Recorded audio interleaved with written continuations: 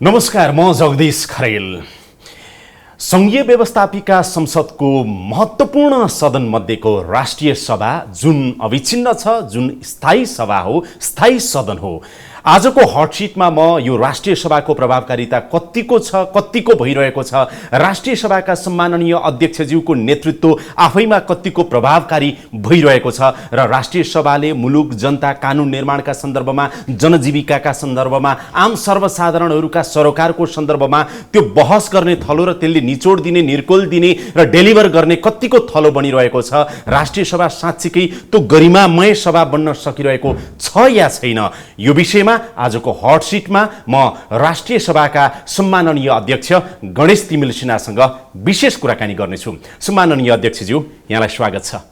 धन्यवाद, नमस्कार। सन्चै हुनुहुन्छ? सन्चै छु। कार्यकाल कति भयो तपाईँको? 3.5 वर्ष? 3.5 वर्ष करिब। अब 1 महिनापछि ठक्कै 3.5 वर्ष भन्न मिल्छ। डाक्टर मोहम्मद मोहसिन पछिको लामो समयको ग्यापपछि राष्ट्रिय सभा आयो होइन त? फेरि पनि त्यसको तपाईँ पछिल्लो अध्यक्ष बन्नुभएको छ। सम्माननीयज्यू, 3.5 वर्षको कार्यकाल आम जनतालाई भन्दाखेरि मैले यो दिन सकेँ नि, अथवा राष्ट्रिय सभाले आम जनताको लागि यो दिन सक्यो नि, देश र जनताको लागि भनेर भन्नु पर्यो भने के भन्नुहुन्छ तपाईँ? जगदीशजी, अब यो राष्ट्रिय सभा एक्लै आफैले मात्रै दिने भन्दा नि सङ्घीय संसद, हाम्रो संविधानमा जे व्यवस्था हामी गऱ्यौँ, सङ्घीय संसदले नै एकीकृत रूपमा दिने हो। खास गरिकन किनकि विधि निर्माण गर्नको लागि 2 सदनको आवश्यकता महसुस गर्यो, यसकारण 2 सदनको व्यवस्था भयो। त्यसो हुँदाखेरि यो मध्येमा राष्ट्रिय सभालाई जसरी बुझाइ छ त्यो हिसाबले हेर्दाखेरि हामीले मुख्यतः विधि निर्माणको काममा चाहिँ नि राष्ट्रिय सभा छिटो छरितो र समयमा नै विधेयकहरूलाई अन्तिम रूप दिने, पारित गर्ने काममा लागिरहेको छ। मुख्य गरिकन यो नै हो र त्यसमा अलि विवादमा भएका विषयहरूलाई पनि हामी छलफल गरेर सकभर सहमतिबाटै विधेयकहरू पास गर्ने गरेका छौँ र अधिकांश विधेयकहरू राष्ट्रिय सभामा सहमतिका साथ पास भएका छन्। मुख्य गरी राष्ट्रलाई दिने कुराहरू यो हो र यो संविधान जारी भएपछिको पहिलो संसद भएको हुँदाखेरि संविधानसँग बाजिएका हदमा ऐनहरू परिवर्तन गर्नुपर्ने, नयाँ निर्माण गर्नुपर्ने छ। संविधानले जुन नयाँ ऐनहरू माग गर्यो, त्यसकारण यी कुराहरूमा नै हाम्रो ध्यान जानुपर्ने हुन्छ। मूलतः त्यो सबै सरकारको तर्फबाट नै आउने हो र यस हिसाबले विधेयक निर्माणको हिसाबमा हामीले धेरै महत्त्वपूर्ण कामहरू गरेका छौँ।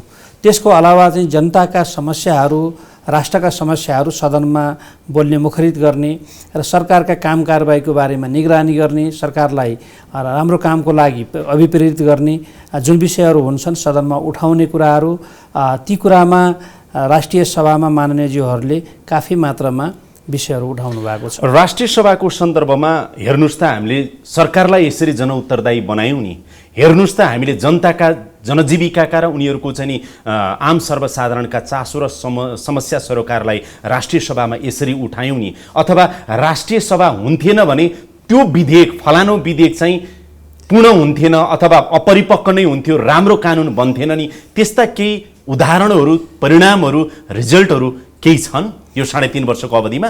अब यसमा के हुन्छ भने राष्ट्रिय सभा नभए विधेयक यो हुन्थेन भने परिकल्पना नै त्यो गरे आउँदाखेरि म त्यो दावा गर्दिनँ कि राष्ट्रिय सभा यदि भएन भने राष्ट्रिय सभा छैन भन्ने मान्यताको आधारमा एउटा सदन या प्रतिनिधि सभाबाट नै ती काम हुँदाखेरि त्यहाँ पनि राम्रोसँग हुन्थ्यो होला।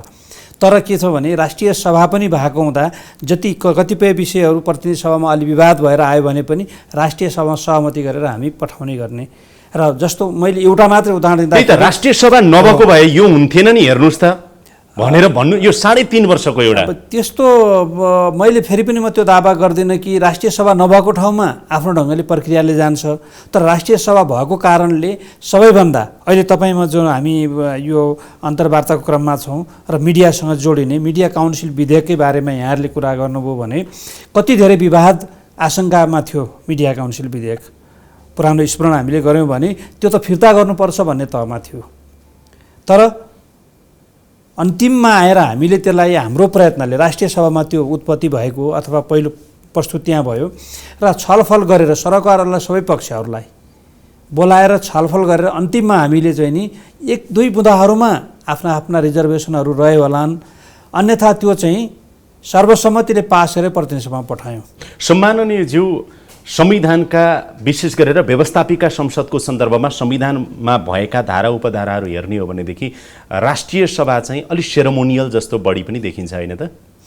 सेरोमोनियल त होइन, तर राष्ट्रिय सभाको जुन खालको बनोट छ यसका के अधिकारले खास गरी हामी सबैलाई लाग्ने के हुन्छ, सरकार बनाउने सरकार गिराउने कुरा चाहिँ रोचक लाग्ने, घोचक पनि लाग्ने, त्यो चिज राष्ट्रिय सभाले नगर्दा यस्तो लाग्यो। सेरोमोनियल होइन, सबै विधेयक राष्ट्रिय सभामा नआइकन हुँदैन।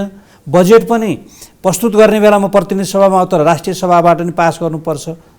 बजेट सुरुमा अर्थ विधेयक भनेको प्रतिनिधि सभामा मात्रै पहिला जाने भन्ने हो। त्यस कारणले यिनी कुराले गर्दा मैले त्यही त नम्र यहाँलाई एउटा मूर्खतापूर्ण प्रश्न सोध्छु। सम्भवतः यो मूर्खतापूर्ण नै प्रश्न होला, तर सोधौँ नै लाग्यो सम्माननीयज्यूलाई। राष्ट्रिय सभा नहुँदा के फरक पर्छ त? 60 जना सांसद किन पाल्ने? यसको भूमिका नै सेरोमोनियल छ भने राष्ट्रिय सभा जरुरत छ त? अथवा अमेरिकाको जस्तो अरू जस्तो तल्लो सदन मास्लो सदन भनेको जस्तो प्रभावकारिता राष्ट्रिय सभाले देखाउन सकेन भने यसको जरुरत छ भनेर मूर्खतापूर्ण प्रश्न सोधेँ भने नि? यसो भनिरहँदा मैले सेरोमोनियल भनेर स्वीकारेकै छैन। यो यहाँले भन्नु सेरोमोनियल होइन। मैले भनिरहेको छु कि विधेयक पास गर्ने एउटा प्रक्रिया जुन छ त्यो प्रक्रियामा प्रतिनिधि सभामा जसरी सुरु हुन्छ या जसरी गर्छ राष्ट्रिय सभाले पनि त्यही गर्छ। हाम्रो संविधानले परिकल्पना गरेकोमा एउटा सदनले मात्रै कुनै पनि विधेयक पास हुँदैन। अब सेरोमोनियल कसरी भयो? अब म भन्दैछु, म अलि यसलाई व्याख्या गरौँ, किनकि यो चाहिँ विषय जसरी यहाँले उठाउनु भयो त्यसमा यसलाई पुरा गर्नु राम्रो हुन्छ जस्तो मलाई लाग्छ। त्यसकारण प्रतिनिधि सभाबाट उत्पत्ति भएका विधेयक त्यही प्रक्रियाले राष्ट्रिय सभाले पास गर्नुपर्छ। राष्ट्रिय सभामा उत्पत्ति भएका विधेयक त्यही प्रक्रियाले प्रतिनिधि सभाले पास गर्नुपर्छ। विधेयक जुन पनि सदनमा जान सक्छन्, खालि अर्थ विधेयक मात्रै प्रतिनिधि सभामा जाने हो, अरू सबै आउँछन् राष्ट्रिय सभामै आएर त्यहाँ जाने। त्यस कारणले मैले भन्न खोजेको संविधानले नै एउटा सदन परिकल्पना गरेको भए अर्को सदनको कामै थिएन, किन दुनियाँमा एक सदनले पनि त काम गरेको छ। त्यो हिसाबले भन्नुभयो भने प्रतिनिधि सभा पनि त्यति नै सङ्ख्या चाहिन्छ र त्यसको आधा बनाउँदा के बिग्रन्छ भन्नुभयो भने के भन्ने? त्यो त आम जनताबाट भूगोलबाट आधा संख्या गर्न जात जाति धर्म लिङ्ग सबैबाट प्रतिनिधित्व गर्ने त्यति त संख्या चाहियो। 601 थियो, झारेर हामीले 275 बनाएको छौँ। यदि क्वेसनमा गर्नको लागि मात्र मैले भने, यसमा धेरै बढी म भन्न चाहन्न।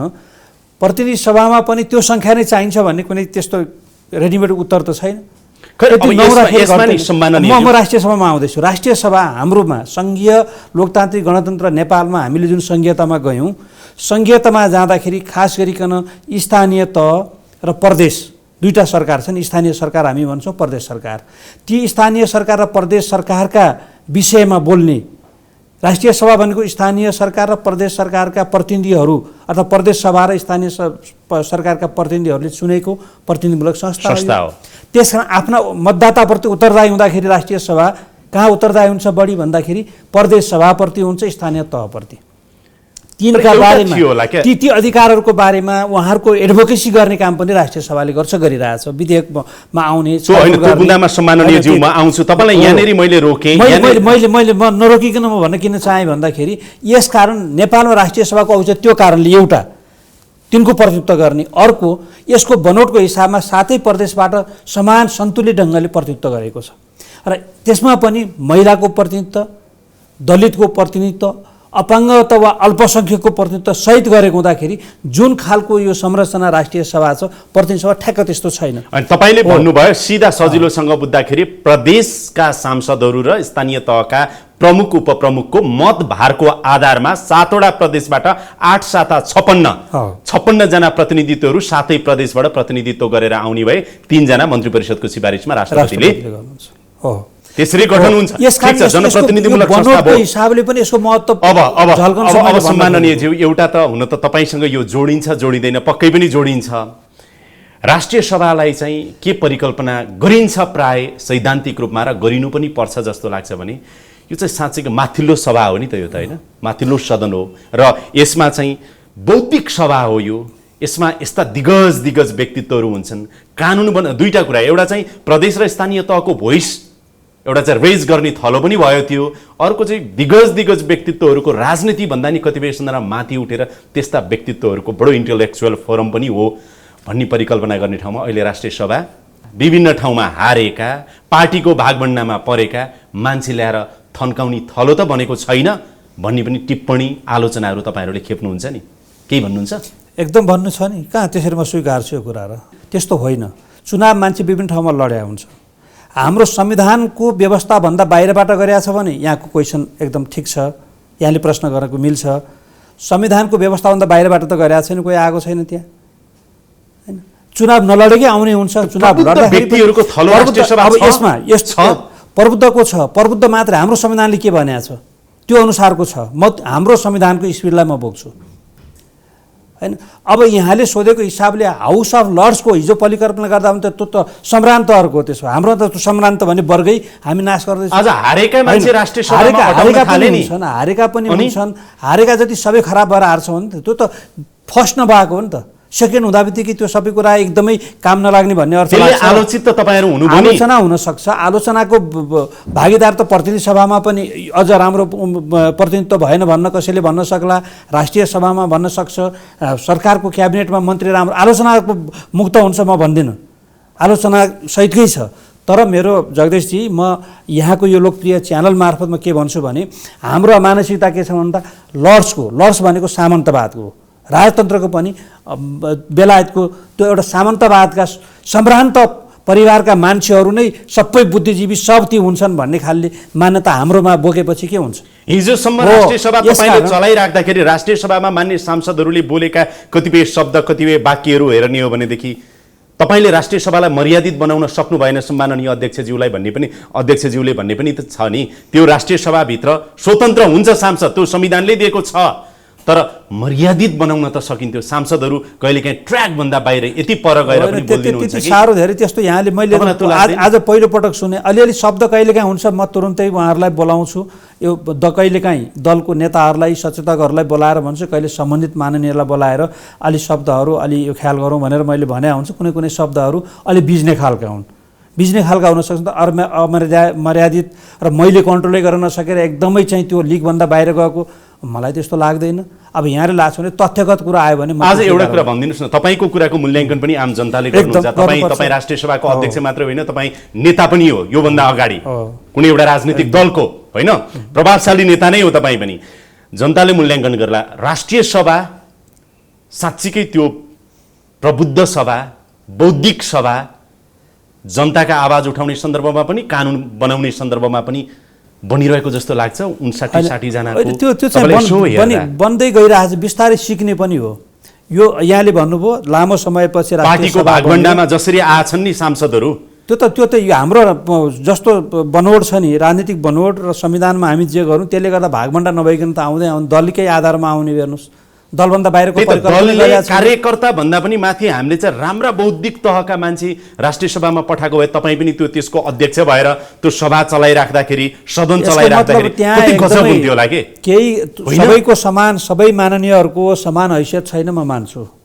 तर त्यहाँ बौद्धिकै हुनुहुन्न, त्यहाँ कुनै बौद्धिक तर्क छलफल हुँदैन। यो बौद्धिक पनि हुनुहुन्छ, एकदम राम्रो बौद्धिकहरू हुनुपर्थ्यो कि भन्दा खोजेको। अझ बढी त यो सीमै हुँदैन, गरिमा बढ्थ्यो कि राष्ट्रिय सभा संसारमा त्यो देखिन्छ नि। हैन, त्यहाँ पनि आज ओभरनाइट भएको त होइन नि त, कति वर्ष पुराना अभ्यास छ। केही कमीहरू छन्, ती पुरा हुँदै जान्छन् होइन। तर हामीले हेरेर चाहिँ नि बाहिरको हेर्दा त्यहाँ कति वर्षदेखिबाट चलिरहेछ त्यो सिस्टम। हाम्रोमा गणतन्त्र आएको कति भयो? लोकतन्त्रै आएको 48 पछि हो हैन। दलहरू पनि त त्यो अनुसार आखिर त्यहाँ जाने मात्र खोजेर केही चिज पाइन्छ र? हाम्रो देशको आम नागरिक, हाम्रा देशका राजनीतिक दल, ती दललाई चयन गर्ने मतदाता सबै जे छ नि त्यसको त्यहाँ पनि प्रतिनिधित्व त्यही हुने हो। अनि हामी चाहिँ कहाँ छौँ त्यो नहेर्ने, अनि हाम्रो राष्ट्रिय सभा मात्रै चाहिँ नि, अनि बेलायतको जस्तो नेपाल भएको छ, दलहरू नै बेलायतको अमेरिका जस्तो, भारतकै जस्तो भएको छैन। अनि तपाईँ खोजेर त्यो चिज पाउने भनेपछि टाइम लाग्छ, समय लाग्छ। हाम्रो पत्रकारहरू, अब म एउटा भनौँ, आज अरू दुनियाँले BBC भन्छन्, CNN भन्छन्, इमेज भनेर पनि संसारभरि किन भएन त? तपाईँ के उत्तर दिनुहुन्छ? हामी हाम्रो ठाउँमा छौँ, गर्दैछौँ। भोलि इमेज भन्दा संसारकोले, विश्वले त्यो पनि हेर्ने बनाउनु कोसिस गरिरहेछौँ नि त। होइन, तर हामी भित्रै राम्रो हुन त सकिन्छ होइन। हामी भित्रमा हामीलाई चिनुन नचिनुन तुलना मान्नुस् न। अहिले पनि मैले भन्न खोजेको संसारले चिन्ने भनेको अहिले कुरा के आयो भने राष्ट्रिय सभाको बारेमा कुरा गर्दा नि बाहिरको हेरेर हामी धेरै धारणा बनाइरहेका छौँ। हाम्रो देशको हाम्रा मेरो राजनीतिक मात्र दल तपाईलाई निवेदन के हो भने जुन ओजन राष्ट्रिय सभाको जुन गरिमा कति राष्ट्रिय ओजन हो? सभाको हुनु पर्थ्यो नि मलाई बताइदिनुहोस् कि कति ओजन हुँदाखेरि त्यो पुग्छ, मलाई थाहा छैन। मैले भने सिक्ने क्रममै छु। म अध्यक्ष पहिलो पटक भएको, त्यति मात्र होइन, म सङ्घीय संसदको सदस्य पनि पहिलो पटक हो। पहिलो पटक नै म सङ्घीय संसदको सदस्य भएँ र अध्यक्ष भएँ। अब मैले त्यो हाउस चलाउँदाखेरि मैले पनि सिक्ने कुरा काफी छन्, मेरा पनि कमजोरीहरू भयो होलान् होइन, तर गम्भीर गल्ती भएर एकदमै यस्तो भयो भन्ने मैले अनुभूत गरेको छैन। बाहिर छ भने त्यो आउनु पर्यो होइन। अहिले पनि दलहरू जति हुनुहुन्छ राष्ट्रिय सभामा हाम्रा दलका नेताहरू हुनुहुन्छ, सचेतकहरू हुनुहुन्छ, बेसी उहाँहरूसँग कुरा गर्दाखेरि यो भएन, यो यस्तो भयो भनेर उहाँहरूको गुनासो मसँग आएको छैन। म भन्दैछु त्यसमा हामी सिक्दैछौँ, पर्फेक्ट छैनौँ। तर यहाँले भने जस्तो त नाप्ने मापन के हो, त्यो मापन पहिला थाहा पाएँ भने अनि यहाँ रहेछ भन्ने कुरा हुन्छ। कमी छ। अब एउटा मापन चाहिँ भनौँ है सम्माननीय, एउटा मापन चाहिँ भनिहालौँ। संविधानको धारा 109, 110, 111लाई हेर्ने हो भनेदेखि जस्तो विधेयकको सन्दर्भमा प्रतिनिधि सभा र राष्ट्रिय सभाको जिम्मेवारी, भूमिका, अधिकारका कुरा त्यहाँ गरिराख्दा र अनुसूची 5, 9 जति हामी जान्छौँ नि त्यो यसो हेरिराख्दाखेरि नि सेरोमोनियल हो भनेर म मान्दिनँ त भन्नुभयो सम्माननीयज्यूले, त्यो तर्क आफ्नो ठाउँमा ठिकै छ। तर के लाग्छ भनेदेखि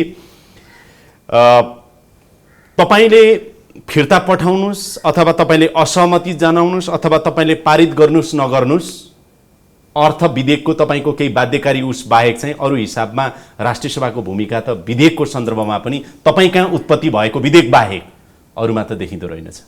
होइन, अर्थ विधेयक बाहेक अरू त के छ भने प्रतिनिधि सभाबाट उत्पत्ति भएर पास भएर आएको विधेयक पनि हाम्रोबाट पास हुनुपर्छ, पहिलो कुरा। दोस्रो कुरा, यदि त्यो पास भएन भने पुनर्विचारको लागि जाने तपाईले पठाउनुहुन्छ, त्यति मात्रै हो। संशोधन गरेर हामी पठाउँछौँ। तपाईबाट पाउने नैतिक दबाब बाहेक प्रतिनिधि सभाले अरू दबाब खेप्नु परेन। दबाबै खेप्ने हिसाबले मात्रै भन्दा पनि हामीले पठाएका कति संशोधनहरू, अब मैले अहिले त्यो प्रत्येक बुँदाको त सबै विधेयकहरूको दिन यहाँ सक्दिनँ, तर हामी त्यसरी हेऱ्यौँ भने प्रतिनिधि सभाबाट आएका र काफी मात्रामा राष्ट्रिय सभाबाट संशोधन भएर गएका स्वीकार गरेर अनि पास भएर गइरहेछन्। त्यो उलाई अन्डरस्ट्यान्डिङ यो हो भन्ने लाग्यो भने हैन, त्यो तर बाध्यकारी त्यो छैन। बाध्यकारी त उसमा पनि फेरि हाउसमा लगेर अनि उसले चाहिँ नि बहुमतबाट पारित गरेर राष्ट्रपतिमा पठाउन सक्ने भयो। सक्छ, त्यो त सक्छ। उसले भने संविधानले पनि उठ्यो क्या कुराहरू, वामदेव गौतमले पनि उठाउनु भएको थियो राष्ट्रिय सभामा, अरू केही सांसदहरूले पनि सायद उठाउनु भयो होला। राष्ट्रिय सभाको प्रभावकारिता अझै मजबुत बनाउनु पर्यो, प्रभावकारिता बनाउनु पर्यो, यसलाई यसको हैसियत त्यही अनुसारको हुनु पर्यो भनेर भन्नुभयो नि उहाँले। त्यो चिजमा त आउन सकिन्छ, म त त्यसमा आउन तयार छु, म छलफल गरौँ यसमा होइन। तर मेरो आपत्ति के भने सेरोमोनियल भन्ने शब्द न त्यो संविधानले कल्पना गरेका छ, न बाहिर छ, न व्यवहारमा छ, त्यो होइन मान्नु खोजे नम्बर 1। किनकि अर्थ विधेयक बाहेक जति पनि विधेयक प्रतिनिधि सभामा जस्तै पहिलो राष्ट्रिय सभामा पास गरेर त्यहाँ जान्छ, त्यहाँ पास पाएर फेरि हामी कहाँ आउनुपर्छ, त्यही हिसाबले दोहोरिन्छ। यस कारणले विधेयक पास गर्ने कुरामा, सरकारले जवाब दिनुपर्ने कुरामा, सबै कुरामा ती समान ढङ्गले जान्छ। अब मैले भन्न खोजेको अझ राम्रो प्रभावकारी बनाउनलाई यहाँले भने जस्तै हाम्रो माननीयज्यूहरूले उठाउनु भएको कुरा जस्तो केही कुराहरू अहिलेकै यो बिचमा पनि हामीलाई पनि अनुभूति भएको छ, यसमा हिजो ध्यान गएन होला, भोलिका दिनमा जानुपर्ने कुराहरू जस्तो के छ भन्दाखेरि एउटा सदन भयो, एउटा सदन कहिलेकाहीँ हुँदो रहेछ भन्ने कुरा त अहिले देखियो नि त। के प्रतिनिधि सभा विघटन भएको अवस्थामा त राष्ट्रिय सभा मात्रै रहन्छ। राष्ट्रिय सभा त अविच्छिन्न उत्तराधिकारवाला यो स्थायी भएको हुँदाखेरि विघटन भएन। तर प्रतिनिधि सभा नभएको बेलामा राष्ट्रिय सभाले केही महत्त्वपूर्ण कामहरू गर्ने कुरा हामीले हिजो सोचेको भए यो बिचमा हामीले धेरै विधेयकहरू पास गर्थ्यौँ। अर्थात् अर्थ विधेयक पनि भोलिका दिनमा छलफलको विषय हुन सक्ने भयो। अब कि प्रतिनिधि सभा भएन, बजेट ल्याउनु पर्ने बेला भयो, राष्ट्रिय सभा छ भने दुईटा सदन भएको बेलामा ठिक छ, प्रतिनिधि सभामै पेश हुने, यही अहिलेकै कायम राखौँ। तर छैन भने प्रतिनिधि सभा नभएको बेलामा प्रतिनिधि सभाले गर्ने काम सरकार चुनिने बाहेक अरू राष्ट्रिय सभाले गर्नेछ भनेको भए यो बुँदामा त म आउनु छ है सम्माननीयज्यू, यो बुँदामा पर्खिनुहोस्, नबिर्सिकनमा आउनु छ। तर त्योभन्दा अगाडि एउटा प्रश्न तपाईँलाई गर्छु। 6 जना सम्माननीयहरू, राष्ट्रपति, उपराष्ट्रपति, प्रधानमन्त्री, प्रधान न्यायाधीश, प्रतिनिधि सभाका सभामुख र सम्माननीय राष्ट्रिय सभाका अध्यक्ष, अरू सम्माननीयहरूको हैसियत हेऱ्यो भनेदेखि कतै न कतै उहाँहरूको भूमिकाले धेरै ठाउँमा अर्थ राख्ने जस्तो के। तपाईँ सम्माननीय हुनुहुन्छ, तर तपाईँ कस्तो सम्माननीय के तपाईँलाई संविधानले अथवा परिस्थितिले, व्यवहारले कतै केही अधिकारै नदिएको जस्तो देखिने कि राष्ट्रिय सभाको अध्यक्षलाई र राष्ट्रिय सभालाई यसो हेर्दा अरू 5 जना र तपाईँ हेर्दा कसरी के छ खोइ म त त्यो त केही देख्दिनँ त। त्यही विधेयक पास गर्ने कुरामा प्रतिनिधि सभाको चाहिँ नि तपाईँ कस्तो सम्माननीय बन्नुभयो भन्न खोजेको? होइन म कस्तो होइन, राष्ट्रिय सभाको अध्यक्ष कस्तो त्यही भनेको मैले। राष्ट्रिय सभाको अध्यक्षको त्यो राष्ट्रिय सभाको अध्यक्ष बगाइदा चाहिँ सबै कुरा अरू कुरामा कहीँ फरक देखिन। उपराष्ट्रपतिको के छ? उहाँको पनि हो अलि सेरेमोनियल जस्तो। सेरेमोनियल राष्ट्रपतिको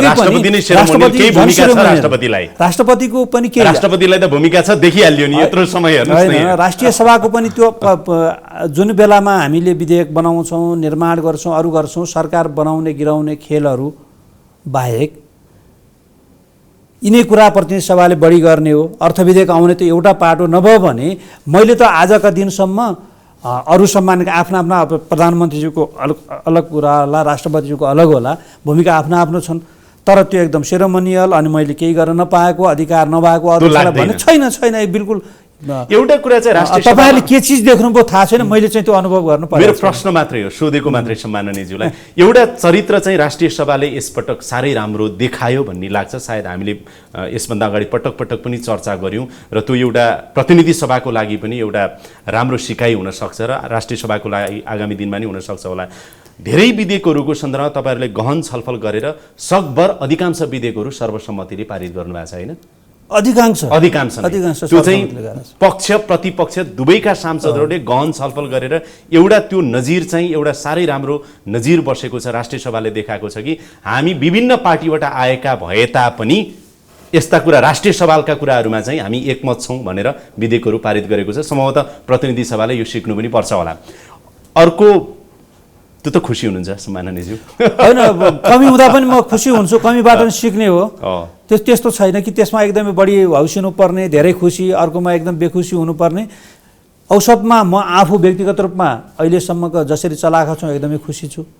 अब सम्माननीयज्यू अहिलेको प्रश्न मैले भुल्छु कि भन्ने लागेको थियो, नभुलिकन सोध्छु। तपाईँले भन्नुभएको थियो मान्यज्यूहरूले नि आवाज उठाउनु भयो, हामी मिडियाबाट नि आवाज उठ्यो, राष्ट्रिय सभालाई अझै प्रभावकारी बनाऊ, अझै जवाफदेही बनाऊ, अझै अधिकार सम्पन्न बनाऊ र जनताको थलो नै बनाऊ त्यो भन्ने हिसाबमा र कानुन निर्माण गर्ने गजबको थलो, निर्णायक थलो पनि बनाऊ भन्ने कुराहरूमा चाहिँ कुरा उठेका छन् भन्ने कुरा प्रतिनिधि सभा नभएको बेलामा राष्ट्रिय सभाको भूमिका प्रधानमन्त्री छान्ने बाहेकमा भन्नुभयो नि।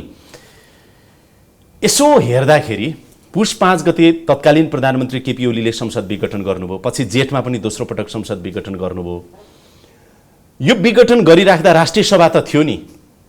यो राष्ट्रिय सभाले भूमिका, सदनको भूमिका एउटा अङ्ग हो, यो दुईटा मध्ये महत्त्वपूर्ण, यसले प्रभावकारी भूमिका खेलेन र यसको नेतृत्व गर्ने सम्माननीय राष्ट्रिय सभाका अध्यक्षले पनि प्रभावकारी भूमिका निर्वाह गर्न सक्नु भएन भन्ने तपाईमाथि आरोप छ।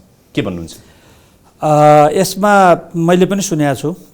हाम्रोमा म अघि नै भने नि हामीलाई चाहिँ नि कुनै पनि कुराको अब सरकार गिराउने बनाउने भएपछि त्यहाँनिर तातो बहस हुने भयो, यस्तै इस्युहरू भयो भने भूमिका देखिने भन्ने हुँदो रहेछ, या एन्टी करेन्ट जानुपर्ने कुनै पनि कुरामा है। अब राष्ट्रिय सभाको हिसाबमा के हो भन्दाखेरि हामीले विधि निर्माण गर्ने हो। हाउस चल्ने बेलामा यही समस्या म अहिले राख्न खोजेको पनि त्यहाँ जोडिन्छ कि प्रतिनिधि सभा नहुँदाखेरि राष्ट्रिय सभाले विधेयक पास गर्यो, अर्कोले पास गर्ने स्थिति होल्ड बस्ने भयो, अर्को प्रतिनिधि सभा नहुँदासम्म जाने भएन। यसकारण हाम्रोमा अहिले पनि केही विधेयकहरू यसरी होल्ड भए। मुख्यतः हाउस चलाउने हो, हाउसमा विधेयकहरू नै ल्याउने हो। अरू भनेको बोल्ने कुराहरूमा जति समय राष्ट्रिय सभा चल्यो, माननीयज्यूहरूलाई अझ विगतमा भन्दा बढी समय हामीले बोल्ने, जनताका कुराहरू राख्ने, दलहरूलाई त्यही अनुसारको समय उपलब्ध गराउने काममा हामी लाग्यौँ। त्यो यहाँलाई निवेदन गरौँ, पुष 5 गते संसद विघटन भइसके पछाडि राष्ट्रिय सभा त एक हप्ता पनि चलेन। तपाईले चलाउनु पर्थ्यो नि त लामो समय, किन चलाउनु भएन? किन केही दिनमै संसदको बैठक तपाईले बन्द गर्नु? संवैधानिक व्यवस्थालाई हेर्नु पर्यो नि। हाम्रो संवैधानिक व्यवस्थाले न सभामुखले न राष्ट्रिय सभा अध्यक्ष कुनैले पनि आफ्नो खुसीले हाउस चलाइरहने होइन। सरकारले आह्वान गर्छ, तपाईले दोस्रो पटक संसद विघटन हुँदा पनि त्यस्तै गर्नुभयो, राष्ट्रिय सभा लामो चलाउनु नै भयो। यसमा के छ भने सरकारले हाउसको आह्वान गर्ने पनि सरकारले हो, अन्त्य गर्ने पनि सरकारले। हाम्रो संवैधानिक व्यवस्था हेर्नु पर्यो। मनको कल्पना गरेर भएन नि। त्यही त अब यसमा हो मैले बुझेँ, मैले माने संवैधानिक रूपमा मन्त्री परिषदको सिफारिसमा राष्ट्रपतिले हाउस बोलाउने पनि हुन्छ, सभामुख र अध्यक्षको भूमिका त्यहाँ हुँदैन। तर सम्माननीय अध्यक्षज्यू, तपाईँ त एउटा राजनीतिक नेतृत्वको पृष्ठभूमिबाट आएको नेता पनि भएकोले र पूर्व पार्टी भनौँ न तपाईँको चाहिँ नेकपा एमालेकै अध्यक्ष चाहिँ प्रधानमन्त्री भएको बेलामा तपाईँले प्रधानमन्त्री केपी ओलीले जे सिफारिस गर्नुभयो अक्षरशः यसो गराउनु त भनेर सल्लाह पनि गर्नु भएन कि अलि लामो चलाउन, एउटा सदन त विघटन भयो, राष्ट्रिय सभा त चलाउन भनेर लबिङ गर्नु पर्दैन। राष्ट्रिय सभा चलाउनेमा दुईटा कुरा हुन्छ, या त कुनै विषयलाई अन्तिम रूप दिनु पर्यो, त्यसलाई टुङ्ग्याउ लगाउनु पर्यो भने, या विधेयकहरूको हकमा हो। खास गरिकन विधेयकहरू बिजनेस भन्छौँ हामी, सरकारी बिजनेस कुनै न कुनै नभइकन हाउस चलाउने हाम्रो अहिले प्र्याक्टिस अहिले कुनै पनि दुवै सदनमा छैन। जे भए पनि त जस्तो प्रतिनिधि सभा नभएको बेला तपाईँ भन्नुहुन्छ प्रधानमन्त्री बनाउने बाहेक अरू भूमिका हामीलाई दिउँ भनेर, तपाईँले त राजनीतिक रूपमै पनि त तत्कालीन म त्यही जाँदैछु म जाँदैछु। अब विधेयक लिएर आयो, विधेयक पास गरेपछि अर्कोले पास गर्ने ठाउँ छैन। भोलि सरकार कुन बन्छ, अहिलेको विधेयक अर्को सरकारले ओनरसिप लिन्छ लिँदैन, त्यो त सरकारसँग पनि जोडिने होइन। कानुन बनाउने कुरा होला, तर जनजीविकाका सवालहरूमा त त्यो फोरम त जीवितै रहिराख्थ्यो नि त, भइराख्थ्यो नि त, जीवितै मैले 1 महिना चलाएको भए अहिले आजका दिनमा बाहिर टिका टिप्पणी के भइरहेछ भने त हाउस चलेको छ तर त्यो केही पनि आएको छैन। खै हो, यही आलोचना होइन आइरहेछ अहिले राष्ट्रिय सभामा। हिजो मात्रै दार्चुलाको विषय हिजो त्यत्रो कुराहरू उठ्यो, मेरो भनाइ किन कति पटक बोलिरहने, कोरोनाको बारेमा कुनै इस्यु कति पटक बोलिरहन्छ, नसकिने भनेर त्यति बोल्नको लागि हाउसमा अनि माननीयहरूलाई भत्ता अरू गरेर महिनौसम्म बैठक चलाइरहने हो। यसकारण इस्युहरू जनताका उठाउनको लागि हाउस चलाउनु बेलासम्म हामी के गर्यौँ, विशेष समय शून्य समय राखेर त्यसलाई पनि बढाएर, पहिला हामी 1 घण्टा चलाउँथ्यौँ भने 1.5 घण्टा अवगत छ। मैले सामान्य यसलाई सकौँ, त्यस कारण त्यो हिसाबले जनताका आवाज बोल्नको लागि दलीय हिसाबले माननीयहरूले उठाउने विषय हुन् त्यो राख्यौँ। अब त्यसमा यदि माननीयहरूबाट कुनै प्रस्ताव आएको भए त्यो प्रस्तावहरूको लागि ध्यानाकर्षण हुन सक्थ्यो होला, विशेष प्रस्तावहरू आउन सक्थे, सङ्कल्प आउन सक्थ्यो, त्यो त ल्याउनु पर्यो। ल्याएको भए मैले चलाउने हो त्यो कुरा। सम्माननीय आएन, म धेरै त बुझ्दिनँ। म सामान्य बुझ्दाखेरि हाम्रो राष्ट्रिय सभा अथवा हाम्रो प्रतिनिधि सभा मैले बुझेको सामान्य दुईटा कुरा, एउटा कानुन बनाउने थलो यो, अर्को चाहिँ आम जनताका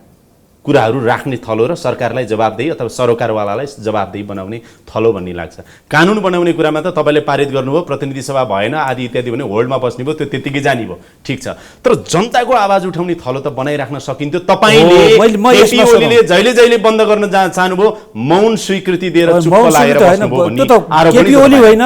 शेरबहादुर देउवाजीले बन्द गर्दाखेरि पनि मैले भन्नुपर्छ, पहल देखिएन के, पहल बाहिर देखिने पर्छ। अभिभावक पनि हो नि, यहाँले पहल देख्नुहुन्थ्यो, म सर्वोच्चतिर मुद्दा हाल्न गए भए देख्नुहुन्थ्यो होला, कहीँ केही गरेको भए। मैले त प्रधानमन्त्री डाइलग गर्ने त मेरो कुरा हो, म कुरा गरिरहेको हुन्छु, भेटेर कुरा गरेर हुन्छु, अलि दिन चलाउँ, यसरी चलाउँ, यसो भनिरहेको छु नि। केही मान्नुभयो, कति दिन अझ छिटो सक्नु खोज्नु भएको थियो कि त्यो कुरा त सबै कुरा बाहिर ल्याउनु साह्रै थोरै दिन चलाउनु भयो भनेको। म यो कुरा बहसको लागि लान चाहन्छु, अरू विषय छैन। अनि जनताका विषयमा महिनौसम्म चाहिँ खालि के गरेका छन् माननीय भन्दा शून्य समय र विशेष समयमा गएर यो भएन त्यो भएन कति दिन त्यो गरेर जानु भन्ने कुरा आउँछ कि आउँदैन। 365 दिन हाउस चलाइरहनु पर्छ, जनताका समस्या 365 दिन लगातार हुन्छ, किन बन्द गर्ने? अहिले त 6 महिनामा चाहिँ कम्तीमा खोल्नै पर्ने भएर खोल्नुभयो भन्ने आरोप छ तपाईमाथि। त्यो संवैधानिक व्यवस्था पनि हो, संवैधानिक व्यवस्था अनुसार त्यो पनि हुन्छ। तर अहिले पनि हाउस त्यसमा किन बाँकी राख्ने, अब किन अन्त्य गर्ने? निरन्तर 365 दिन चलाउने किन व्यवस्था गर्नु संविधानमा? जनताका समस्या बोल्नलाई कुनै दिन बाँकी रहने हुन्छ र? त्यसकारण जतिसक्दो बढी संसद चलाउने राम्रो, कानुन त बढी चलाएर मात्रै राम्रो भन्ने पनि हुँदैन। इस्युहरू खास विषयहरू शक्ति पृथकीकरणको सिद्धान्त अनुसार कार्यपालिका न्यायपालिका व्यवस्थापिका मध्ये व्यवस्थापिकाको थलो सरकारलाई जवाफदेही बनाइराख्ने खबरदारी गरिराख्नु त राम्रो हो नि। त्यो खबरदारी गर्ने समितिहरूले हो, हाउस नै सधैँभरि चलाइराख्ने दुनियाँको कहीँ पनि प्र्याक्टिस छैन। तपाईँ बाहिरका कुरा गर्नुहुन्छ, बाहिर सधैँभरि चलाइ हुन्छ र? त्यसमा गर्दा हाम्रा समिति छन्, ती समितिहरूका बैठक बस्ने, सरकारका प्रतिनिधिलाई त्यहाँ बोलाउने, केही सोध्नुपर्ने छ, निर्देशन दिनुपर्ने छ, अनुगमन गर्नुपर्छ, समितिहरूका बैठक हुन्। कतिपय पुनः हाउसमा सन्दर्भमा- चल्दाखेरि समितिका बैठक चलेर समितिले सरकारलाई सजग गराउने पनि हाउसले गराएको हो। यसकारण समितिका बैठक 12 महिना कुनै पनि समयमा अनुकूलतामा बसिरहन सक्छन्, हाउस चलेको बेलामा नचलेको बेलामा। सम्माननीय अध्यक्षज्यू, अब सम्माननीय तत्कालीन प्रधानमन्त्री, सम्माननीय प्रधानमन्त्रीको छाया जस्तो, रबर स्ट्याम्प जस्तो, जे भनौँ त्यही हुने जस्तो राष्ट्रिय सभा भयो कि त्यसको अध्यक्ष हुनुभयो कि कतिपयले त चिया चौतारीमा गणेश प्रसाद तिमल सिन्हा सम्माननीयज्यू केपी ओलीको कार्यकर्ता जस्तो हुनुभयो कि भन्ने आशंका पनि गरे। त्यो त पक्कै होइन। यहाँलाई के लाग्छ? तपाईँलाई सोधेको मैले। होइन, म राष्ट्रिय सभाको अध्यक्ष भएर चलाएको छु, त्योभन्दा परतिरको कुरा केही हुन्छ। मैले जे चलाएको छु, जसरी चलाएको छु, राष्ट्रिय सभाको अध्यक्ष, यो संविधानको मर्म, भावना र संविधानले दिएको सीमाभित्र रहेर मैले चलाएको छु। सम्माननीय राष्ट्रपतिज्यूले मन्त्री परिषदबाट आएको सिफारिसलाई मैले चाहिँ कार्यान्वयन गर्नुपर्छ उहाँले भन्नुभयो। हाम्रो संविधानमा पनि त्यही छ।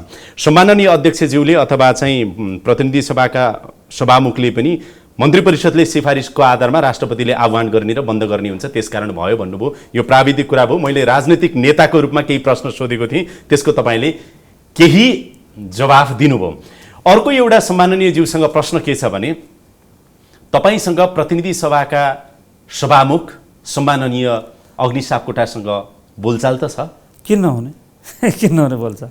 के भएको छ? औपचारिक मात्रै छ अथवा अनौपचारिक कहिलेकाहीँ टेलिफोनमा के कसो छ भनेर नि कुरा हुन्छ। सन्चो बिसन्चो सोध्ने केही छ भने हुन्छ, त्यस्तो बोल्नु नपर्ने कारण के छ र? औपचारिक कार्यक्रममा बाहेक तपाईँहरू कहिल्यै पनि भेट भएर, अब स्वाभाविक हुन्छ नि, अनौपचारिक रूपमै चिया खाउँ कफी खाउँ भन्नुभएको छ? खानै खाएको छु। खानै खानु भएको छ? कस्तो राम्रो अब त्यो त अनि के अब मिडियामा नल्यायो भने यसले गरेकै छैन भन्ने अनि त्यो सुन्न चाहेको के आएको छ भनेदेखि यो पनि स्पष्ट पार्नु होला। प्रतिनिधि सभाका सभामुखसँग राष्ट्रिय सभाका सम्माननीय अध्यक्षज्यूको सम्बन्ध चाहिँ पछिल्लो समयमा खटपट भएको छ, चिसो भएको छ, मिल्न सकिरहेको छैन। जुन वाम हुन्छ नि, न्यानोपन हुनुपर्ने, त्यो अलि भएको छैन भन्ने कुरा अब न्यानो कति डिग्रीको त्यो फरक होला, त्यसको त धेरै डिग्री भयो भने त पोल्छ। त्यो पोलेको हो कि साह्रै चिसो भएको हो? न्यानो भनेको बिचको हुन्छ, आत्मीय हुन्छ, ठिक छ। त्यो छ, समस्या छैन। छैन, केही समस्या छैन। प्रतिनिधि सभाको अब संस्थागत कुरा गरौँ। राष्ट्रिय सभा र प्रतिनिधि सभाकै सन्दर्भमा नि अघि नै मैले भने व्यवस्थापिका संसदका, सङ्घीय संसदका यी दुईवटा महत्त्वपूर्ण सदन, साह्रै महत्त्वपूर्ण सदन, यो बिचमै अलिकति कन्फल्टेसन जस्तो पनि पछिल्लो समयमा कहिलेकाहीँ तपाईँका अभिव्यक्तिले, कहिलेकाहीँ उहाँका अभिव्यक्तिले देखिन आयो, केही छिटाहरू चाहिँ देखियो। त्यस्तो भयो? नढाँटी भन्नुहोस् है यो कुरा चाहिँ। किन ढाँट्नु परेको छ र? यो ढाँट्नु पर्ने विषय नै छैन। त्यस्तो दुईटा संस्थाको बारेमा केही पनि छैन। अहिले कहिलेकाहीँ बुझाइमा आफ्ना आफ्ना बुझाइहरू फरक हुनु, व्यक्तिका स्वभाव पनि हुन्छन्। जस्तो त्यही प्रतिनिधि सभामा हिजो सभामुख मसँग त 2 जना सभामुख हुनुभयो नि त, कृष्णबहादुर महाराजी पनि हुनुभयो।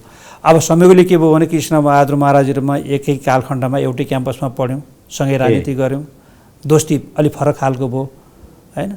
अब अग्नि सापकोटाजीसँग महासभामुख हुँदाखेरि अब बाहिर उहाँले पनि मलाई नामले चिन्नु भएको, मैले पनि नामले चिनेको, तर हाम्रो भेटघाट भएर 2 जनाको बोलचालै त्योभन्दा पहिला थिएन।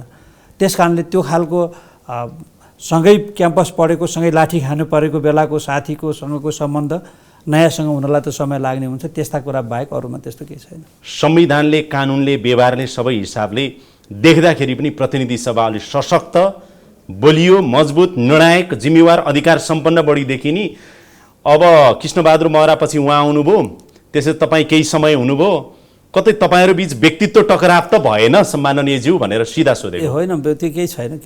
मेरो राष्ट्रिय सभा मैले चलाउने मेरो ठाउँमा म चलिरहेको छु, उहाँले प्रतिनिधि सभा चलाउने उहाँको आफ्नो ठाउँमा चलिरहनु भएको छ। त्यो टकराव गर्नुपर्ने केही स्थिति नै हुँदैन। कयौँ सन्दर्भमा संयुक्त बैठक बोलाउने सन्दर्भमा, अरू सन्दर्भमा चाहिँ परामर्श गर्ने कुरामा तपाईँका असन्तुष्टि अलिकति बाहिर आइराख्छन्। के आछ र? होइन, मलाई सोध्नु पर्थ्यो अथवा उहाँले तपाईँलाई सोध्नु पर्थ्यो, त्यसरी सरसल्लाहमा भयो हुन्थ्यो, एकलौटी भयो भन्ने खालको कुराहरू। एकलौटी त्यस्तो होइन, कहिलेकाहीँ कमी कसैको भयो भने त मैले कमी गरेँ भने उहाँले भन्नुहुन्छ, उहाँको कमी भयो भने मैले भन्नु त स्वाभाविक हो होइन। तर त्यस्तो धेरै बैठक बोलाउनु पर्ने पनि केही छँदै छैन। एकपटक आएको थियो सभापतिहरूको बैठक बोलाउने कुरामा, त्यो चाहिँ सल्लाहले बोलाउनु पर्छ भन्ने एकपटककोमा त्यो मात्रै हो।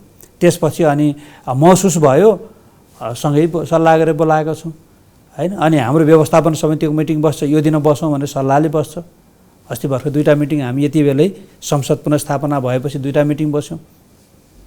असारको अन्त्यतिर एउटा, अस्ति पहिलो हप्तामा अर्को 2टा मिटिङ बस्यौँ। सल्लाहले नै मिटिङ बसिरहेछ भनेपछि सम्माननीय अग्नि सापकोटासँग सम्बन्ध अहिले राम्रो छ, ठिक छ, राम्रो छ होइन? यो बाहिर जुन आएका कुरा कतिपय सम्माननीय जीवहरूसँग क्लियर गर्दाखेरि उपयुक्त हुन्छ भन्ने लागेको हो।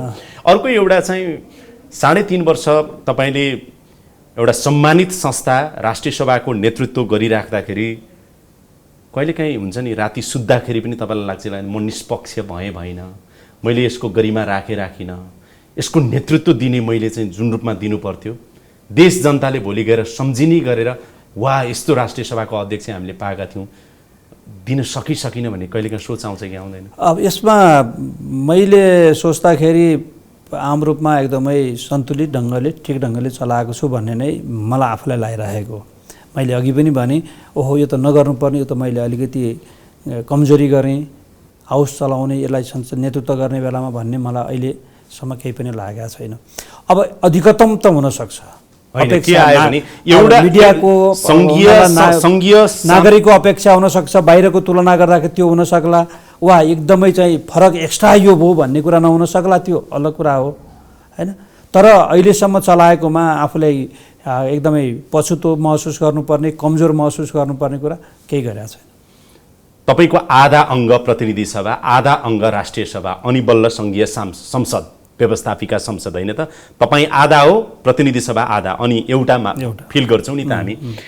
एउटा संस्था पटक पटक विघटन भयो अनि तपाईँको आधा अङ्ग सभामुख अदालतै जानु पर्यो, राष्ट्रिय सभाको अध्यक्ष मौन बस्नुभयो, चुपचाप बस्नुभयो, तपाईँको आधा अङ्ग विघटन भएको छ, कसरी सहनु भयो होला त्यो घाउ तपाईँले? त्यस्तो होइन, यस्तालाई त्यस्तो भावुक बनाउनु पर्ने केही पनि छैन, पर्ने छैन। किनकि एउटा प्रक्रियामा जाँदाखेरि सरकारको तर्फबाट प्रधानमन्त्रीले केही गर्नुभयो, न्यायिक परीक्षण हुने कुरामा गयो, त्यो अलग कुरा हो। मुद्दै गर्नुपर्छ, प्रधानमन्त्रीले जे गर्छ त्यसमा मुद्दै जानुपर्छ भन्ने कसैलाई लाग्दा जाने कुरा हुनसक्छ। त्यो प्रतिनिधि सभाको आधा अङ्ग हो नि, आधा अङ्ग फेरि बन्न सक्थ्यो नि त। चुनाव त्यो अब कहिले पनि नहुने त भनेको थिएन नि त, बन्न सक्थ्यो। अदालतमा गएपछि एउटा सभामुख अदालततिर, अर्को अध्यक्ष राष्ट्रिय सभाको अध्यक्ष मौन आनन्दले घरमा अथवा राष्ट्रिय सभामा त्यो मुद्दै लड्नुपर्छ भन्ने कुरा मलाई लाग्दैन। मुद्दा लड्नको लागि सभामुखै जानुपर्छ भन्ने हुन्छ, मुद्दा त अरू कसैले हाल्दा पनि त हुन्छ। पछिल्लो पटक त तपाईँले सिद्धान्त त प्रतिनिधि सभा विघटन गर्नु हुँदैन भनेर पनि कहिले बोल्नु भएन। किन? मेरो विषय नै होइन, किन बोल्ने? तपाईँको आधा अङ्गको विषय, आधा अङ्ग होइन, आधा अङ्ग भयो नि राज्यको आफ्नो प्रक्रिया। प्रतिनिधि सभा नभइकन त तपाईँ कम्प्लिट नै हुन सक्नुहुन्न। राष्ट्रिय सभा नभइकन अहिलेको अवस्थामा प्रतिनिधि सभा कम्प्लिट हुन सक्दैन सर। चुनाव सहित विघटन गरेपछि त अर्को आउँथ्यो। अब आउनु कानुन बन्न रोकिए भन्नुहोस् त, यो बीचमा रोकिए अनि यसको जिम्मा कसले लिने? तपाईँले लिनुपर्छ भन्न खोजे होइन, तर राष्ट्रिय सभाको अध्यक्षले बोल्नु त पर्थ्यो नि, प्रतिनिधि सभा विघटन नगरौँ। होइन, त्यो भनिँदैन। राष्ट्रिय सभाको अध्यक्षले कसैले विघटन, त्यो शेरबहादुर देउबाजीले गर्दा पनि एक त सोध्ने पनि हामीलाई सोधे आउँदैन, यो गर्नुहुन्थ्यो वक्तव्यबाजी गर्ने हिँड्ने काम अध्यक्षको होइन, वो गरिमा त्यहाँनिर आउँथ्यो। अनावश्यक ढङ्गले राजनीतिक विषयमा बोलेको भए तपाईँले मलाई फेरि त्यही क्वेसन गर्नुहुन्थ्यो। आज बोलेन भनेर गर्नुभएको छ, कसको धित मर्थ्यो होला अलग कुरा हो। यो धित मार्नको लागि राष्ट्रिय सभा अध्यक्ष बने होइन, यसले संविधान सम्मत काम गर्ने हो। अरू गर्ने वक्तव्यबाजी गर्ने, मुद्दा मामिला गर्ने जसको आफ्नो सरकार होला छ उहाँहरूले गर्ने कुरा हो।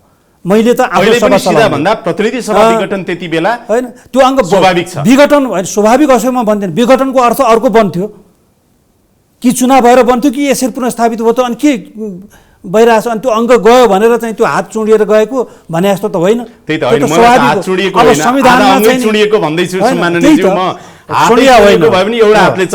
त्यो आधा अङ्ग अटोमेटिकली भएको कारणले अघि नै भन्नुभयो कयौं कानुन तपाईँकोबाट पारित भएर पनि होल्ड भयो, त्यो गए, निष्क्रिय भए कानुनहरु। आधा अङ्ग गए त मरिसकेको हुन्छ, आधा अङ्ग गएको चिज केही बाँच्छ? त्यस्तो होइन नि। प्रतिनिधि सभा नभए चुनावले ल्याउँथ्यो त, के आउँथेन?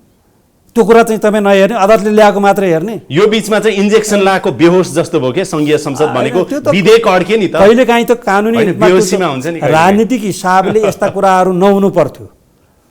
नहुनु पर्ने त के थियो भन्दा चुनावबाट जुन घोषणापत्र लिएर साझो गरेर लडेर पार्टी एकता भएको थियो त्यो नफुट्या भए हुन्थ्यो। 5 वर्ष राम्रो कुरा त के अलग कुरा, राम्रा कुरा त अलु छन् होला, व्याख्या गर्नुपर्ने भन्नुपर्ने कुरा। तर जे नहुनु थियो भइ त सक्यो, भएपछि चुनाव भयो, अर्को आउँथ्यो। चित्त बुझेन, अदालत जानुभयो चित्त बुझेन सडकमा जानु मेरो त्यसमा भन्नु केही पनि छैन तर म आत्तिएर चाहिँ आधा अङ्क गयो त्यसकारण म पनि छटपटाउनु पर्छ भन्ने कुरा होइन छटपटाउनु भयो कि भनेर हो छटपटाउनु पर्ने कुरो केही परेन त्यसकारण फेरि पनि भन्छु राष्ट्रिय सभा अध्यक्ष राजनीतिक नेतृत्वले जे गर्छ त्यसको वक्तव्यबाजी गर्ने अनि चाहिँदो नचाहिने ठाउँमा मुद्दा हाल्न म पनि गएर चाहिँ नि साक्षी बस्नुपर्ने जरुरी होइन त्यो मैले गरिनँ यसरी बुझ्नु तत्कालीन प्रधानमन्त्री केपी ओलीको साक्षी जस्तो मात्र होइन के को साक्षी बस्या केमा साक्षी बस्या जस्तो संवैधानिक परिषदमै अब जे अध्यादेश ल्याएर जसरी बहुमतको आधारमा यो पनि यहाँलाई प्रश्न छ नि त त्यसको जवाब यहाँले दिनुहुन्छ एकदम दिन्छु किनभने तपाईँ मलाई सबैभन्दा राम्रो चाहिँ सिमानानीज्यू कति मिठो मुस्कानको साथ तपाईँ जवाब दिनुहुन्छ कि त्यो सुन्दा आनन्द लाग्छ ठिक छ तपाईँ झन् तपाईँसँग अन्तर्वार्ता त पहिलो पटक है हेर्दाखेरि पनि मलाई आनन्द आउँछ होइन हरेक प्रश्नको जवाब हाँसी दिइराख्नु भएको छ मलाई बडो खुसी लागिरहेको छ म जोड्दै थिएँ कि सम्माननीय होइन प्रधानमन्त्री केपी ओलीले अध्यादेश मार्फत संवैधानिक परिषदको बैठक तपाईँहरू जे जसरी बस्नुभयो अग्नि सापकोटाले बहिष्कार गर्नुभयो शेरबहादुर देउवाले बहिष्कार गर्नुभयो तपाईँ प्रधान न्यायाधीश र प्रधानमन्त्री बीच बैठक बसेर जे कुराहरू गर्नुभयो नि एउटा प्रश्न तपाईँलाई अब कुनै पनि अवस्थामा प्रधानमन्त्री अहिलेको शेरबहादुर देउवाले त्यस्तै अध्यादेश लिएर संवैधानिक परिषदको बैठक बहुमतको आधारमा बस्नुपर्ने भयो भने जानुहुन्छ या जानुहुन्न किन नजाने जानुहुन्छ हिजो केपी ओलीले गर्दा म केपी ओली भनेर गएको होइन देशको प्रधानमन्त्री एउटा कुरा म यो च्यानल मार्फत भन्न चाहन्छु कि अध्यादेश ल्याउने अधिकार कसको सरकारको सरकारले अध्यादेश ल्यायो अनि त्यो अध्यादेश बेठिक छ कसैलाई लाग्यो मुद्दा जाने कुरा अलग हो तर अध्यक्षले ठिक बेठिक भनेर मैले यहाँ फैसला गर्ने होइन त्यो अध्यादेश अनुसार त्यो अध्यादेश भनेको ऐन हो त्यति बेलाको लागि त्यो ऐन अनुसारको संवैधानिक परिषदको मिटिङमा किन नजाने त्यहाँ गएर व्यक्तिको बारेमा कुनै कुरा बेठिक छ भने त्यहाँ गएर बोल्ने कुरा हो यो निर्णय नगरौँ भन्ने सदस्यको हैसियतले मैले भन्ने कुरा त्यो हुनसक्छ होइन तर त्यो बेठिक भयो ठिक बेठिक राजनीतिक तहले होला जनतामा सम्प्रेषण हुने जनताबाट भोलि गएर यसले अधिकारको दुरुपयोग गर्यो भने भोलि जनताले भन्ने कुरा होला संवैधानिक हिसाबले त्रुटिपूर्ण छ भने अदालतले भन्ने होला यो दुईटा बाहेक अन्त जान्ने भएर उफ्रने कुरा होइन के त्यही त हो सम्माननीय मेरो यो प्रश्न रहेन किन जानुभयो अब शेरबहादुर देउवा प्रधानमन्त्रीले कुनै अवस्थामा यस्तै अध्यादेश ल्याउनु भयो भने सम्माननीय अध्यक्षज्यूको सहभागिता रहन्छ रहँदैन मैले कुनै च्यानलमा यस्तै अन्तर्वार्तामा यो विषय मैले भनेको छु यहाँले त्यो सुन्ने अनुकूल नमिल्यो होला कि म जो प्रधानमन्त्री भए पनि एबीसीडी व्यक्तिको त्यो मसँग छैन ऊ प्रधानमन्त्री अध्यक्ष हो अध्यक्षको हिसाबले त्यहाँ बैठकमा जाने आफ्ना कुरा राख्ने असहमति भए पनि आफ्ना कुरा राख्ने गर्ने कुरा त्यही हो बाहिर गएर गर्ने होइन र त्यहाँ जान्न भनेर भन्ने मेरो म मात्र होइन प्रधान न्यायाधीश पनि त जानुभएको छ त जानुभएको छ अनि क्वेसन गर्नुभएको छ मेरो प्रश्न किन जानुभयो भन्ने होइन तपाईले उत्तर दिनुभयो तपाईले उत्तर दिनुभयो त्यसबाट म सन्तुष्ट भएँ त्यसकारण माननीय अध्यक्षज्यू यो मामला मैले त्यति बेलै भनेको छु जो प्रधानमन्त्री भए पनि कानुनी हिसाबले त्यो ठिक थियो अध्यादेश बेठिक थियो संविधानको मर्म अनुकूल थियो थिएन त्यसका दुईटा कुरा हुन्छ मैले अघि नै भने एउटा बहस जनताको पक्षबाट हुने एउटा संवैधानिक हिसाबले कानुनी हिसाबले हुने कुरा जनताबाट हुने कुरो जनतामा उसका सम्पूर्ण कामहरू पार्टीलाई जाँच्ने सरकारलाई जाँच्ने जनताले हो र आवश्यक निर्वाचनमा त्यसको फैसला गर्ने हो भन्ने हो नि त मान्यता एउटा त्यो पक्ष हो अर्को भनेको कानुनी हिसाबले भयो भने अदालतले गर्ने हो अदालतमा यसको बारेमा नि मुद्दा परेकै छ अदालतले चाहिँ बेठिक थियो भने बेठिक गर्ला होइन नगर्दासम्म ठिक छ म जानुपर्छ गएको छु अब सम्माननीय अध्यक्षज्यू यो संसद भनेको चाहिँ हामीले सरसर्ती हेर्दा लोकतन्त्रमा अब हाम्रो मिडियाको तर्फबाट नि हेर्दाखेरि अलिकति बढी सत्ता पक्षको भन्दा पनि प्रतिपक्ष हावी हुने थलो जस्तो लाग्छ यो 3.5 वर्षको कार्यकालमा प्रतिपक्षीहरू राष्ट्रिय सभामा कतिको हावी भएका छन् अथवा सिधा भन्दा प्रतिपक्षी दलहरू त्यहाँका सांसदहरू कतिको सन्तुष्ट छन् के भन्छन् उनीहरू अब सन्तुष्ट असन्तुष्ट ठ्याक्कै त उहाँहरूसँगै यहाँले बुझ्दा राम्रो होला होइन अध्यक्षले बोल्ने अब त्यहाँ म त पहिला सैद्धान्तिक हिसाबले भन्न त संसद प्रतिपक्षको भन्ने हुन्छ नि मेरो अलिक फरक छ बोल्ने कुरामा प्रतिपक्षलाई ठाउँ दिनुपर्छ भन्ने हो प्रतिपक्ष भने त संसदै रहँदैन नि त हाम्रो त सरकारै रहँदैन नि त संसद प्रतिपक्ष भने सरकार ठिक छ बहुमत भएपछि त्यसको पक्ष हुँदैन यसकारण यसलाई लोकप्रिय हुनलाई भनिने शब्द एउटा कुरा होला है म यसको यो अर्थमा संसद प्रतिपक्षको भने प्रतिपक्ष बहुमत हुनु पर्यो बहुमत प्रतिपक्ष भने सरकार गिर्छ हाम्रो प्रतिनिधि सभामा बहुमत हो भने त्यसकारण त्यो बोल्नका लागि मात्रै हो। प्रतिपक्ष अब हाल्ने ठाउँ हो। बोल्नको लागि समय हामीले पर्याप्त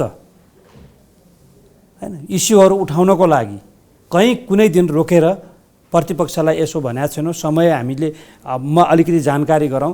राष्ट्रिय सभामा हामीले समझदारीका साथ के गरेका छौँ भन्दा प्रत्येक सदस्यलाई जुन बोल्ने समय हुन्छ नि, खास गरी सुन्ने समय सबै सांसदहरूले 1-1 मिनटमा बोल्ने, सुन्ने समयमा बोल्ने। अर्को भनेको विशेष समय हो। विशेष समय जति समय हामी बोल्ने बनाएको छौँ, अहिले हामीले 1.5 घन्टा विशेष समय भन्छौँ। आज हाउस चल्यो भने 1.5 घन्टा 1 घन्टा 30 मिनट विशेष समयलाई छुट्याउँछौँ। त्यो विशेष समय हाम्रो कसरी छुट्याएर बोल्ने गरेका छौँ भन्दा त्यसलाई प्रतिपक्षलाई अलि बढी अथवा यस्तो भन्ने छैन, सदस्य बराबर भाग लाउँछौँ हैन। 57 जना हुनुभयो नि, अध्यक्ष र उपाध्यक्ष त्यसमा हटाउँदाखेरि 57 जनाले 1.5 घन्टा भाग लाग्दाखेरि एउटा माननीय सदस्यको जति पर्छ त्यो हिसाबले दलहरूलाई बाँड्या हुन्छ। त्यो माइक त्यो फोरम गजबले युज गर्न पाएको छ जनताको लागि। होइन, एउटा के देखिएको छ भने तपाईँको अगाडि मात्र सबै नेगेटिभ पाटोका कुराहरू मात्र होइन, पोजिटिभ पाटो राष्ट्रिय सभाको सम्माननीय अध्यक्षज्यूले हामीले काङ्ग्रेसका सांसदलाई नै सोध्छौँ, माओवादीका अरू पार्टीहरूका लागि पनि प्रतिनिधि सभा जस्तो छैन हाम्रो राष्ट्रिय सभा भन्नुहुन्छ सबैले, त्यो ओनरसिप चाहिँ लिनुभएको छ र अधिकांश हामी सर्वसम्मत गर्छौँ, हाम्रो विचारहरू राख्छौँ। त्यो फोरम देखिन्छ भने त्यो नेतृत्व चाहिँ यहाँले साँच्चीकै राम्रोसँग दिनुभएको छ, त्यसको एप्रिसिएट डेफिनेटली गर्नै पर्छ सम्माननीयज्यू। अब अझै सुधारका गुन्जाइसहरू धेरै होला, आफ्नो ठाउँमा छ, धेरै गर्नुपर्ने छ। 3.5 वर्षको अनुभवले चाहिँ अघि मैले पृष्ठभूमिमा मूर्खतापूर्ण प्रश्न भन्दा भन्दै पनि राष्ट्रिय सभा बिना अब हामी कल्पना गर्न सक्दैनौँ शक्ति पृथकीकरणलाई पनि, र चाहिन्छ नै यो नैतिक दबावका लागि, चेक एन्ड ब्यालेन्सका लागि, र कसैलाई पनि मन लाग्दी गर्न नदिनका लागि। त्यसैले राष्ट्रिय सभा त चाहिन्छ नै। तर अबको राष्ट्रिय सभालाई पनि एउटा राजनीतिक कर्मीको रूपमा र एउटा अध्यक्ष भएको हिसाबले पनि आगामी दिनका लागि पनि राष्ट्रिय सभा यस्तो बनाइयो भने चाहिँ अझ राम्रो हुन्छ है देश र जनताको लागि भनेर भन्नु पर्यो भने के भन्नुहुन्छ? अन्तिम प्रश्न। अब राष्ट्रिय सभाको हिसाबमा हामीले हिजोबाट चलाउँदाखेरि पनि प्रतिनिधि सभामा अत्यन्तै विवाद भएर हाउस रोकिँदाखेरि पनि राष्ट्रिय सभा हामी त्यही इस्युमा चलायौँ, सहमतिका साथै गऱ्यौँ, जे गऱ्यौँ। त्यसको त्यो मेरो मात्रै कारण होइन, मेरो मात्र अतिरिक्त योग्यता होइन, मेरो नेतृत्वको हिसाबले मेरो भूमिका भयो। तर राजनीतिक दलहरू, त्यहाँ प्रतिनिधित्व गर्ने दलहरू, त्यहाँ रहनुहुने माननीयहरू, दलका नेताहरू, प्रमुख र मुख्य सचेतकहरू सबैको समान योगदानले गर्दाखेरि हामीले फरक ढङ्गले चलायौँ, हाउस चलायौँ, सहमतिका साथ विधेयक पास गऱ्यौँ। र म फेरि यहाँ एकचोटि भन्छु कि यदि जसरी मिडिया काउन्सिल विधेयक त्यत्रो विवादको बिचमा पनि हामीले सर्वसम्मतिले पास गरेर प्रतिनिधि सभामा पठायौँ, त्यहाँ छ अहिले, त्यहाँबाट आएको छैन। त्यसै गरी यदि गुठी विधेयक राष्ट्रिय सभामा ल्याएर छलफल गर्न दिएर फिर्ता नगरिकन सुझाव गरेर हामी त्यही सहमतिका साथ पठाउँथ्यौँ। तर त्यसलाई फिर्तै लाने गरेर आन्दोलनै भयो, सारा भयो। तर मलाई त्यो विश्वास थियो प्रतिनिधि सभामा हामी सबलाई बोलाएर चित्त बुझ्ने गराएर प्रतिनिधि सभामा पठाउँथ्यौँ त्यो विधेयक भन्ने लाग्छ। त्यो हामीले गर्ने मेहनत, राष्ट्रिय सभा फरक पहिचानको साथ हामी यसरी जाउँ भन्ने सबैको सुझावपूर्ण त्यो योगदान भूमिकाले गर्दाखेरि यो भएको हो।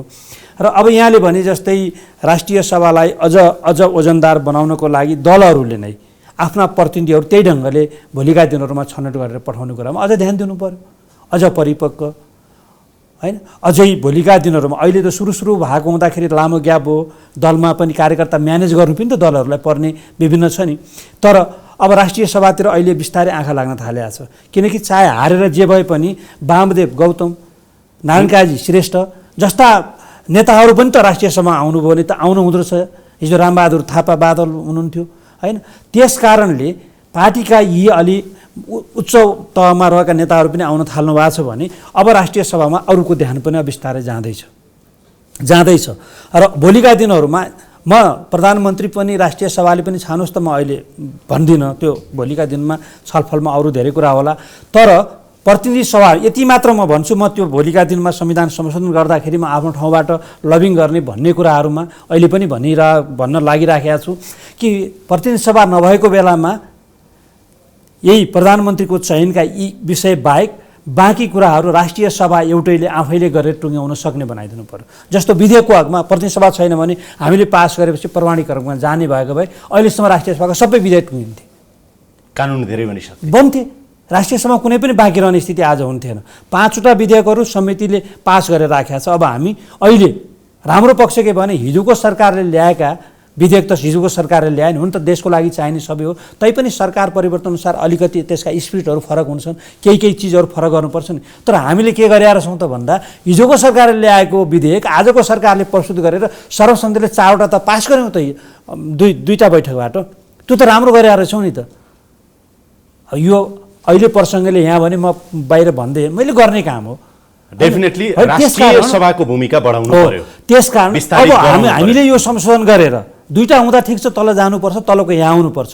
तर एउटा मात्रै सदन रहेको कुनै कारणले रह्यो भने त्यसले विधेयक पास गरेपछि त्यो पार्लियामेन्टमा जान पाउने मात्रै भन्दा साथ हामी धेरै र प्रतिनिधि सभा नभएको बेलामा यदि बजेट ल्याउनु पर्यो भने त्यो बजेट राष्ट्रिय सभा प्रस्तुत गरेर त्यहाँ पास गर्नुपर्ने भन्ने हामी संशोधनमा राख्यौँ भने त्यसको लागि तपाईँ अब अगाडि बढ्नुहुन्छ बाँकी रहेको कार्यकालमा अब छलफल अब यो त संशोधन गर्ने बेलामा यी कुरा ल्याउनुहोस् भनेर म लाग्छु नि, किन नलाग्ने। सम्माननीयज्यू, यो महत्त्वपूर्ण समय अनि कुराकानीको लागि म धेरै धेरै आभारी छु। धेरै धेरै धन्यवाद छ। एकदमै धन्यवाद। अब धेरै पहिलोपटक धेरै लामो समयमा तपाईँहरूको लोकप्रिय च्यानलमा आएर समसामयिक विषयहरूमा खास गरी राष्ट्रिय सभा विधेयकहरूको बारेमा यति धेरै कुराहरू राख्ने मौका दिनुभयो। यसको लागि यहाँलाई, यहाँको च्यानललाई धेरै धन्यवाद। हस्, नमस्कार।